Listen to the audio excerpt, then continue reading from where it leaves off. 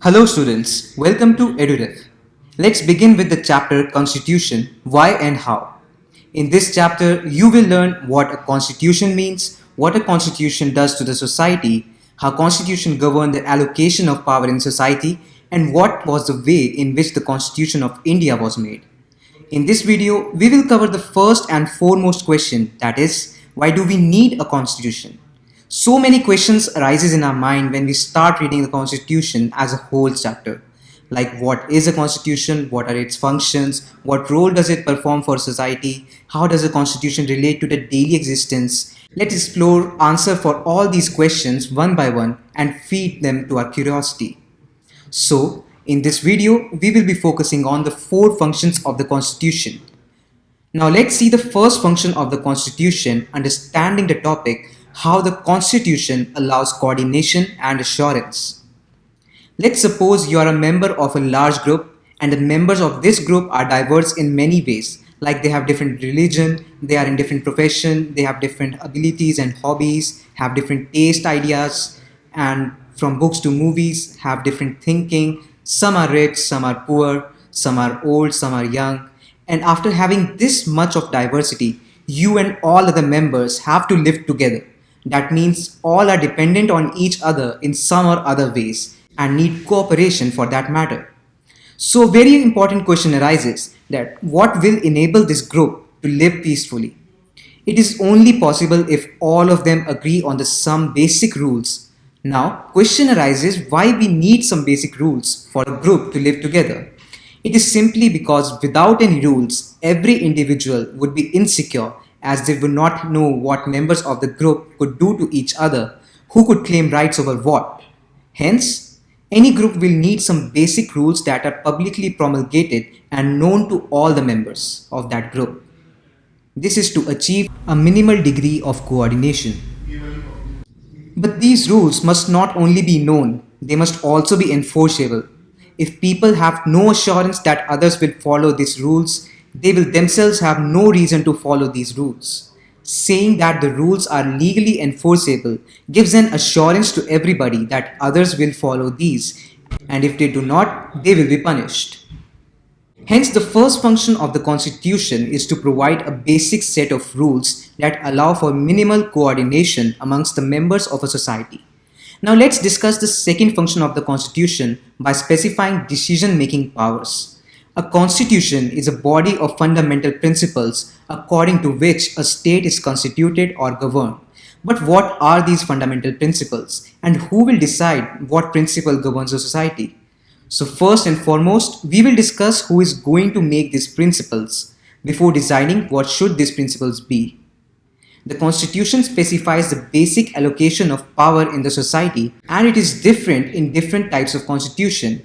In a monarchical constitution, a monarch decides. In some constitutions like the old Soviet Union, one single party was given the power to decide, but in democratic constitutions, broadly speaking, the people get to decide. We are not done with the answer yet because from here many questions arises like how the people decide. For something to be a law, should everyone agree to it? Should the people directly vote on each matter or should the people express their preferences by electing representatives?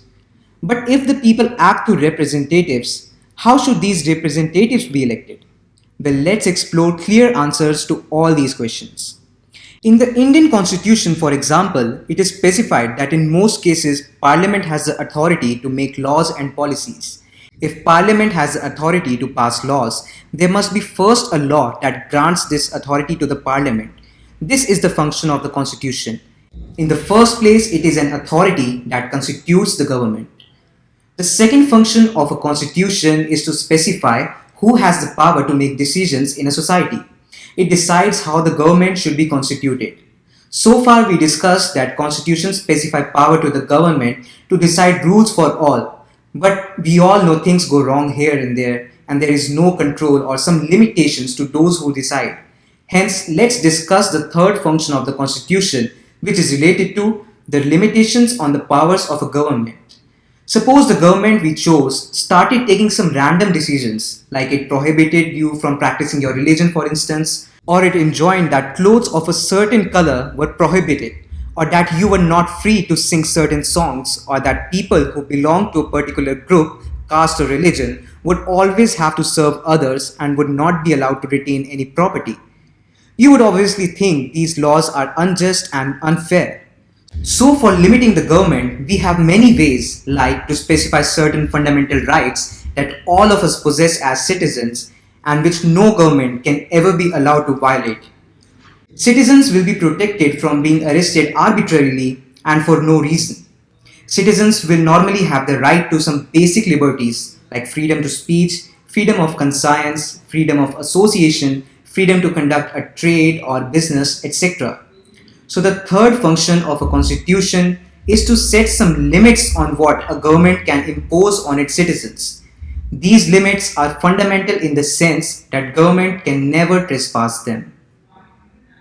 So there is an exception also which gives power to government in critical situations, that all these rights of the citizens can be limited during the time of a national emergency, and the constitution specifies the circumstances under which these rights may be withdrawn.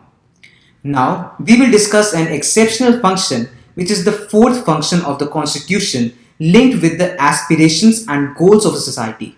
Indian constitution is the finest example of enabling framework for the government to do certain positive things, to express the aspirations and the goals of society. For example, India aspires to be a society that is free of caste discrimination. If this is our society's aspiration, the government will have to be enabled or empowered to take all the necessary steps to achieve this goal. Another example is South Africa, which has a deep history of racial discrimination. Its new constitution had to enable the government to end racial discrimination. Enabling provisions have the support of the preamble to our constitution, and these provisions are found in the section on fundamental rights. The directive principles of state policy also enjoin government to fulfill certain aspirations of the people. Basically, each individual in society should have all that is necessary for them to lead a life of minimal dignity and social self-respect, minimum material well-being, education, etc.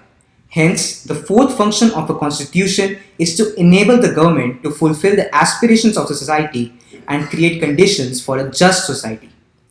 So far, we have discussed all the four functions of the constitution in detail, which is very important for the exam point of view. So it's time for you to revise from your notes and attempt tests for the same topic from the EduRev app, which will help you to excel in your exams. Thank you for watching the video.